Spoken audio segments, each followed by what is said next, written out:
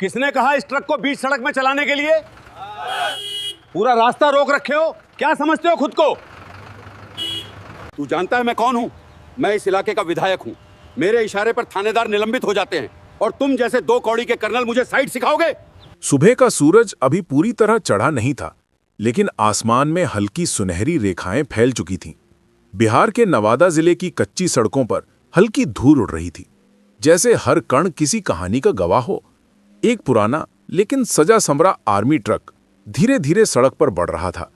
उस ट्रक में बैठे थे 12 जवान, सब अपने वर्दी में, चेहरे पर वही सख्त पर शांत भाव, जैसे किसी ने अपने दिल के सारे डर पीछे छोड़ दिए हों। ट्रक के आगे चल रहे थे कर्नल आर्यन सिंह, 50 के पार उम्र, पर आंखों में अब भी वही चमक जो देशभक्ति के पहले दिन थी। उनकी मूंछें थोड़ी सफेद थीं, पर चाल में अब भी वही दृढ़ता थी। हर जवान के लिए वो सिर्फ अफसर नहीं, पिता समान थे। सड़क के किनारे कुछ बच्चे स्कूल जा रहे थे। किसी के कंधे पर बैग लटक रहा था, किसी के हाथ में टिफिन। जब ट्रक उनके पास से गुजरा तो कुछ बच्चों ने हाथ हिलाया। जय हिंद अंकल! कर्नल ने मुस्कुराकर सलाम किया। वो छोटी सी आवाज उसके भीतर तक उतर गई। देशभक्ति का असली चेहरा वही मासूम आवाजें थीं जो उसे रोज हिम्मत देती थीं। ट्रक के अंदर हेडक्वार्टर से आदेश मिला था, सीमावर्ती इलाके में रूट पेट्रोलिंग करनी है। ये ड्यूटी आसान नहीं थी। रास्ते में पुलिस की चेकिंग, गांव की भीड़, ट्रैफिक, सब कुछ एक रूटीन था। लेकिन बिहार की गलियों में एक अद्भुत बात थी। यहां लोग फौज को भगवान मानते हैं, पर सत्ता वालों का अहंकार कभी कभी उस सम्मान पर परछाई डाल देता है। ट्रक जैसे ही मुख्य सड़क पर पहुंचा, कर्नल ने देखा आगे एक लंबा काफिला जा रहा है। गाड़ियां काले शीशों वाली, लाल बत्तियां और आगे पीछे पुलिस की जीपें। उनके ड्राइवर हवलदार भूपेंद्र ने कहा, सर, लगता है कोई बड़ा नेता गुजर रहा है, शायद विधायक जी का काफिला है। कर्नल ने धीरे से सिर हिलाया। हाँ, ध्यान से चलो, भीड़ भाड़ मत होने देना, हम अपने रास्ते पर हैं, झंझट से दूर रहो। उनकी आवाज शांत थी, पर जैसे वक्त ने तय कर रखा हो कि आज की ड्यूटी सिर्फ एक रूटीन नहीं, एक परीक्षा बन जाएगी। सड़क अब तंग होती जा रही थी। दोनों तरफ दुकानें खुल रही थीं। कहीं सब्जी वाले अपनी टोकरियां सजा रहे थे, तो कहीं पान की दुकानों से ताजी महक उठ रही थी।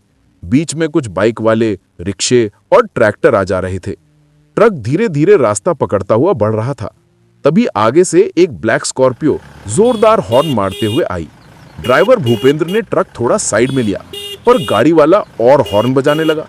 कर्नल ने पीछे मुड़कर देखा, वो वही विधायक का काफिला था। वो गाड़ी कर्नल के ट्रक के बिल्कुल पास आकर रुकी। स्कॉर्पियो का दरवाजा खुला और उसमें से निकला एक आदमी। कपड़ों से मालूम होता था पैसे की कमी नहीं, और चेहरे से साफ था कि उसे इज्जत सुनना तो पसंद है, देना नहीं। वो था विधायक प्रभात यादव, जो हाल ही में चुनाव जीत कर आया था। उसके पीछे 2 बॉडीगार्ड्स, काले चश्मे लगाए, और तीसरा आदमी हाथ में मोबाइल लिए सब कुछ रिकॉर्ड कर रहा था, शायद पब्लिसिटी के लिए। विधायक ने ट्रक की ओर देखकर ऊंची आवाज में कहा, किसने कहा इस ट्रक को बीच सड़क में चलाने? पूरा रास्ता रोक रखे हो, क्या समझते हो खुद को? कर्नल ट्रक से उतरे, शांत स्वभाव में बोले, सर, रास्ता सबका है, हमने किसी को नहीं रोका। आपका काफिला गुजर जाए, हम साइड दे देते हैं। पर प्रभात यादव की आंखों में नमी नहीं, आग थी। वो आगे बढ़ा और बोला, साइड देगा? तू देगा साइड? तू जानता है मैं कौन हूं? मैं इस इलाके का विधायक हूं। मेरे इशारे पर थानेदार निलंबित हो जाते हैं, और तुम जैसे 2 कौड़ी के कर्नल मुझे साइड सिखाओगे?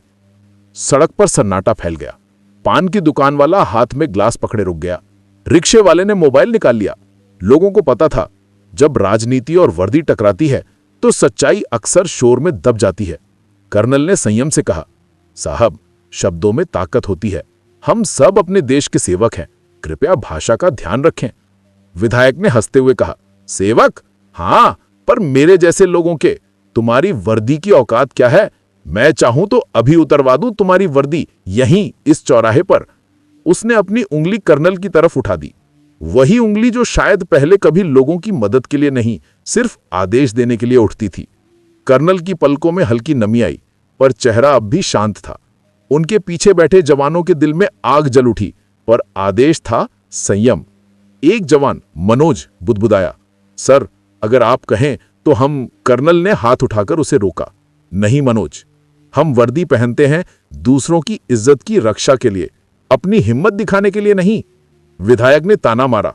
वाह, बड़ा ज्ञान दे रहे हो, चलो अब हटो, मेरा रास्ता खाली करो वरना। उसी वक्त एक दुकानदार ने धीरे से कहा, फोन निकालो, रिकॉर्ड करो, ये सब दिखाना चाहिए लोगों को। चारों तरफ से मोबाइल कैमरे उड़ गए। लोग अब चुप नहीं थे। कोई बोल रहा था, इतना बड़ा आदमी होकर भी ऐसे बोलता है। कोई कह रहा था, फौज से लड़ाई मोल ले रहा है, पागल है क्या। विधायक को अब एहसास हुआ कि मामला बिगड़ सकता है, पर उसका अहंकार अब भी बोझ से भारी था। उसने कर्नल को धक्का देकर कहा, देख लूंगा मैं तुम्हें, याद रखना। कर्नल ने सिर्फ इतना कहा, सर, याद रखने की बात तो बस सम्मान की होती है, धमकी की नहीं। और वो मुड़कर ट्रक की ओर चल दिए। विधायक कुछ बोलना चाहता था, पर तभी उसके मोबाइल की घंटी बजी। वो नंबर देखकर ठिठक गया। दिल्ली का एक बड़ा नाम था, वो जिसे वो साहब कहता था। हेलो साहब, ये क्या बकवास कर रहा है तू? तेरे और आर्मी ऑफिसर के झगड़े का वीडियो वायरल हो रहा है सोशल मीडिया पर। अभी के अभी संभल जा, वरना पार्टी तुझसे हाथ खींच लेगी। विधायक के चेहरे का रंग उड़ गया। उसने इधर उधर देखा। लोग अब भी मोबाइल लिए रिकॉर्ड कर रहे थे। कर्नल अब ट्रक में बैठ चुके थे, पर उनकी आंखों में वो शांत चमक अब भी थी। वो चमक जो सच्चाई की होती है, सत्ता की नहीं। विधायक के पैर जैसे जमीन में गड़ गए। वो पल जब इंसान समझता है कि पद बड़ा हो सकता है, पर इज्जत की ऊंचाई उससे कहीं ऊपर होती है। कर्नल ने ड्राइवर से कहा, भूपेंद्र, चलो, ड्यूटी देर से सही पर पूरी करनी है। ट्रक धीरे धीरे आगे बढ़ा। पीछे रह गया वो चौराहा जहां लोगों ने सिर्फ एक झगड़ा नहीं, मर्यादा और अहंकार का फर्क देखा था। किसी ने कहा, देखो, यही असली सेना है, जैसे अपनी ताकत दिखाने की नहीं, सम्मान कमाने की आदत है। सड़क अब पीछे छूट चुकी थी, लेकिन हवा में अब भी उस मुठभेड़ की झंकार बाकी थी। कर्नल आर्यन सिंह ने ट्रक की खिड़की से बाहर झांका। बिहार की मिट्टी वही थी, पर आज उसे कुछ भारी लग रही थी। धूल का हर कण जैसे याद दिला रहा था कि सम्मान की लड़ाई कभी तलवार से नहीं, सब्र से जीती जाती है। ट्रक के अंदर सन्नाटा था। कोई जवान बोल नहीं रहा था। मनोज, जो आमतौर पर सबसे ज्यादा बोलता था, अब खिड़की के बाहर देखने का बहाना कर रहा था।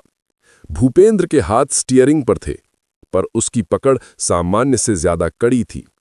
कर्नल ने धीमी आवाज में कहा, आराम से चलाओ भूपेंद्र, गुस्सा स्टीयरिंग पर नहीं निकालते। भूपेंद्र ने हल्की मुस्कान दी, पर कुछ नहीं बोला। ट्रक के पीछे बैठे जवानों में फुसफुसाहट शुरू हो गई थी। सड़कों सामने सबके बीच अपमानित कर गया वो आदमी। मनोज ने धीरे से कहा, अगर हमारे हाथ में होता तो। वो वाक्य अधूरा छोड़ दिया। जवान विक्रम ने जवाब दिया, सर ने सही किया, अगर हम रिएक्ट कर देते तो मामला और बिगड़ता। हम फौज में हैं, सड़क की लड़ाई हमारे लिए नहीं होती। मनोज ने सिर हिलाया, पर उसकी आंखों में आंसू थे। पर भाई, जब किसी अपने की इज्जत लांघी जाती है तो खून उबाल खाता है। कर्नल ने सब सुन लिया था, पर उन्होंने कोई जवाब नहीं दिया। वो जानते थे कि जवानों के दिल में जो आग है, वो अनुशासन से नहीं, इंसानियत से भरी है। रात तक यूनिट कैंप पहुंचा। जवान अपने अपने बैरक में चले गए, पर कर्नल के कमरे की लाइट देर रात तक जलती रही।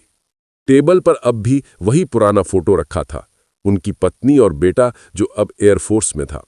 फोटो के पीछे लिखा था, सम्मान सबसे बड़ी वर्दी है आर्यन। कर्नल ने धीरे से फोटो को उठाया, एक लंबी सांस ली और खुद से कहा, शायद ये दिन भी एक परीक्षा है। उनके फोन पर नोटिफिकेशन चमकने लगे। सोशल मीडिया पर वही वीडियो वायरल हो चुका था। शीर्षक था, विधायक ने आर्मी कर्नल का अपमान किया, जनता भड़की। वीडियो के नीचे सैकड़ों कमेंट्स थे। ये कैसे नेता है? देश की सेना का अपमान करने वालों को सजा मिलनी चाहिए। कर्नल आर्यन सिंह को सलाम। कर्नल ने स्क्रीन बंद कर दी। वो जानते थे कि भीड़ का गुस्सा कभी स्थायी नहीं होता, पर सम्मान का जख्म वो दिल में रह जाता है। दूसरी तरफ वही विधायक प्रभात यादव जो सुबह तक गरूर में था, अब बेचैनी में था। उसके घर में फोन की घंटी रुकी नहीं रही थी। राजधानी से फोन आया, प्रभात जी, पार्टी ने आपके खिलाफ नोटिस जारी कर दिया है, आपको कल प्रेस कॉन्फ्रेंस में सफाई देनी होगी। वो बोला, साहब मुझसे गलती हो गई, लेकिन अब बहुत देर हो चुकी थी। मीडिया ने उसे घमंडी विधायक का नाम दे दिया था। लोग उसके घर के बाहर जय हिंद के नारे लगाने लगे थे। उसके अपने कार्यकर्ता अब दूर दूर रहने लगे थे। रात को उसने टीवी बंद किया, खिड़की से बाहर देखा, वही सड़क जहां उसने उस कर्नल को अपमानित किया था, आज वही सड़क उसे अपनी गलतियों का आईना लग रही थी। अगले दिन सुबह कैंप में एक गाड़ी आई। उसमें जिला पुलिस अधिकारी और कुछ पत्रकार थे। पुलिस अधिकारी ने कर्नल से कहा, सर, कल का वीडियो बहुत वायरल है, ऊपर से आदेश आया है कि हम मामले की जांच करें, आप चाहें तो शिकायत दर्ज करवा सकते हैं। कर्नल ने हल्की मुस्कान दी, शिकायत नहीं करनी है, कभी कभी सजा वक्त खुद दे देता है। पत्रकार ने पूछा, सर, आपको बुरा नहीं लगा?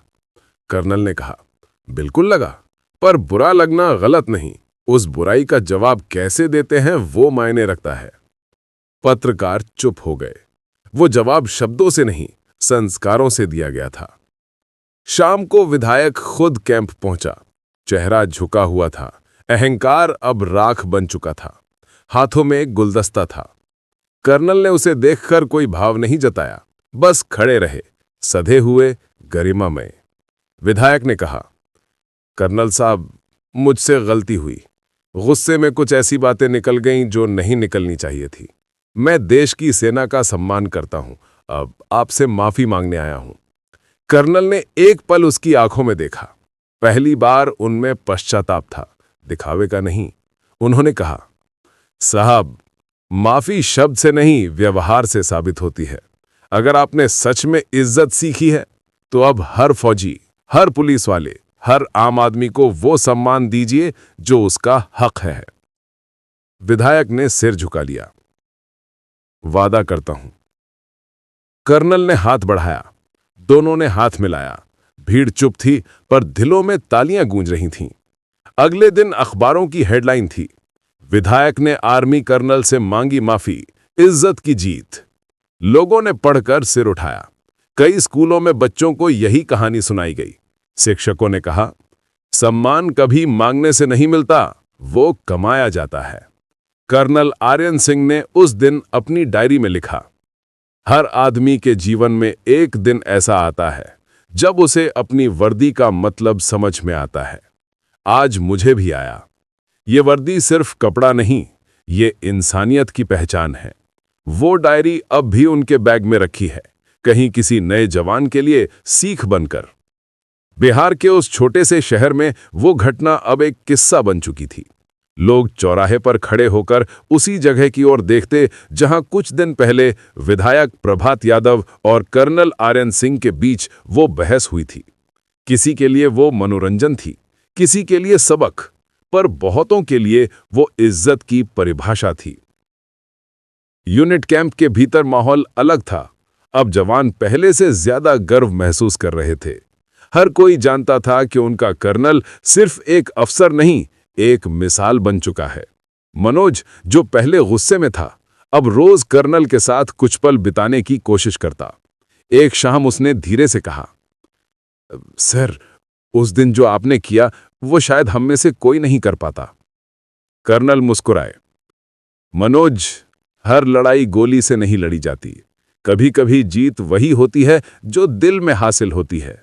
वो रुककर बोले, याद रखना, वर्दी की ताकत उसकी जोर में नहीं, उसकी चुप्पी में होती है। मनोज ने सिर झुका लिया। उसके अंदर का सैनिक आज कुछ और गहरा हो गया था। अब वो सिर्फ हथियार नहीं, संस्कार समझ चुका था। गांव-गांव में चर्चा फैल गई। लोग कहते, देखो, कर्नल साहब ने बिना एक शब्द ऊंचा किए सबक सिखा दिया। कहीं मंदिर में, कहीं चाय की दुकान पर, कहीं पान के ठेले पर, हर जगह वही चर्चा थी। एक दिन कुछ कॉलेज के छात्र यूनिट कैंप आए। उन्होंने कर्नल से मिलने की अनुमति मांगी। कर्नल ने मुस्कुराकर कहा, आओ बेटा, क्या बात है? एक छात्र बोला, सर, हमने आपकी घटना देखी। हम सोच रहे हैं कि कॉलेज में एक सम्मान का दिवस मनाएं, जहां हर छात्र किसी न किसी सरकारी कर्मचारी, फौजी या सफाई कर्मी को फूल देकर धन्यवाद कहे। कर्नल की आंखें नम हो गईं। अगर यही बदलाव इस घटना से आया है तो समझो देश सही दिशा में जा रहा है।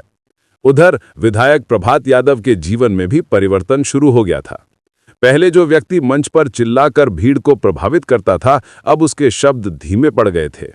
उसके घर की दीवारों पर अब भी पुराने राजनीतिक पोस्टर लगे थे, पर अब वो उन्हें देखकर सिर झुका लेता था। वो जानता था एक वीडियो ने उसकी जिंदगी की दिशा बदल दी थी। एक दिन उसके पास एक गांव की औरत आई जिसका बेटा सेना में था।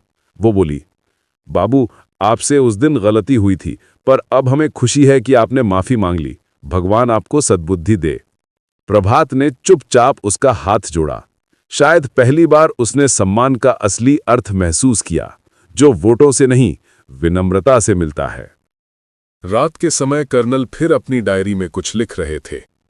बाहर से हवा आ रही थी, हल्की ठंडी, पर उसमें बिहार की मिट्टी की खुशबू थी। उन्होंने लिखा, आज मैं सोच रहा हूं, वर्दी की चमक धूप से नहीं आती, वो भीतर की सच्चाई से आती है। लोग सोचते हैं सेना का काम सिर्फ दुश्मन से लड़ना है, पर असली लड़ाई भीतर होती है, जब तुम्हें अपमान के बाद भी संयम रखना पड़ता है। उन्होंने कलम रखी, खिड़की से आसमान की ओर देखा। तारे चमक रहे थे, जैसे देश के हर सिपाही की आंखों में वही चमक। अब मीडिया भी उस घटना को अलग नजर से दिखाने लगी थी।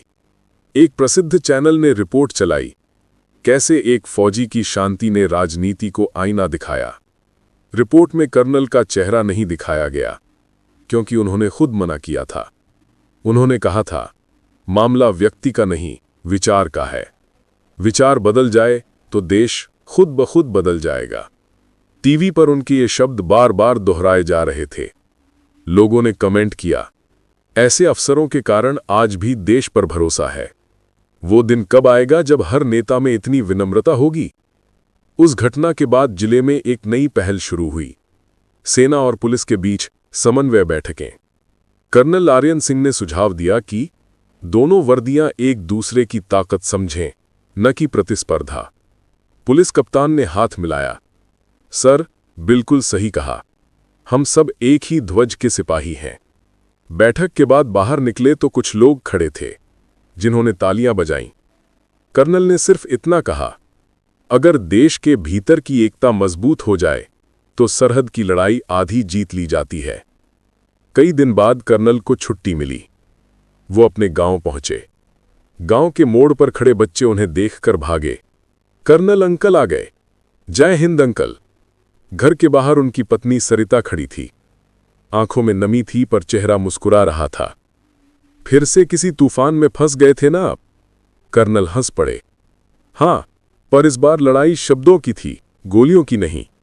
उनका बेटा अर्जुन, जो एयरफोर्स में ट्रेनिंग कर रहा था, फोन पर बोला, पापा, आपने जो किया वो हर फौजी के लिए प्रेरणा है। कर्नल ने कहा, नहीं बेटा, मैंने कुछ नहीं किया, बस वही किया जो सही था। कुछ महीनों बाद विधायक प्रभात यादव फिर से जनता के बीच था, पर इस बार वो पहले जैसा नहीं था। उसने अब हर सार्वजनिक कार्यक्रम में फौज, पुलिस और प्रशासनिक कर्मियों को सम्मान के साथ मंच पर बुलाना शुरू कर दिया। एक दिन उसने कहा, आज मैं अपने जीवन की सबसे बड़ी गलती स्वीकार करता हूं। जिस दिन मैंने कर्नल आर्यन सिंह को अपमानित किया, वो दिन नहीं, मेरी आत्मा का दर्पण था। उस घटना ने मुझे बदल दिया। लोगों ने तालियां बजाईं। कुछ ने कहा, शायद गलती मान लेना ही असली ताकत है। एक साल बाद राजधानी में एक समारोह हुआ, राष्ट्रीय मर्यादा पुरस्कार। इस बार सम्मानित होने वाले थे कर्नल आर्यन सिंह। स्टेज पर भीड़ थी, कैमरे चमक रहे थे। कर्नल मंच पर आए। सामने बैठे थे वही विधायक प्रभात यादव। दोनों की नजरें मिलीं। प्रभात ने हल्के से सिर झुकाया, जैसे बीते वक्त की सारी दूरी मिट गई हो। कर्नल ने भाषण में कहा, देश की ताकत उसके सैनिकों में नहीं, उसके संस्कारों में है। अगर हम दूसरों का सम्मान करना सीख जाएं, तो कोई ताकत हमें झुका नहीं सकती। वर्दी चाहे किसी की भी हो, इज्जत दोनों की एक जैसी होती है। पूरा हॉल तालियों से गूंज उठा। कुछ लोग रो रहे थे, कुछ मुस्कुरा रहे थे और कुछ सोच रहे थे, काश हमारे देश में हर विवाद ऐसे ही सुलझे। रात को जब समारोह खत्म हुआ, कर्नल बाहर निकले। आसमान में चांद चमक रहा था, बिल्कुल वैसा जैसा उस दिन था जब सब शुरू हुआ था। उन्होंने धीरे से कहा, सम्मान मांगा नहीं जाता, कमाया जाता है। और जब एक व्यक्ति बदलता है तो समाज भी बदलना शुरू कर देता है। वो चल दिए। पीछे कैमरे थे, पर उनके कदमों की चाल में दिख रहा था एक सच्चे सैनिक का आत्मविश्वास और विनम्रता दोनों। ये कहानी सिर्फ एक विधायक और एक कर्नल की नहीं, बल्कि मर्यादा और अहंकार की थी। दोस्तों, इस कहानी के माध्यम से हम आपको ये संदेश देना चाहते हैं कि असली ताकत चिल्लाने में नहीं, संयम में होती है।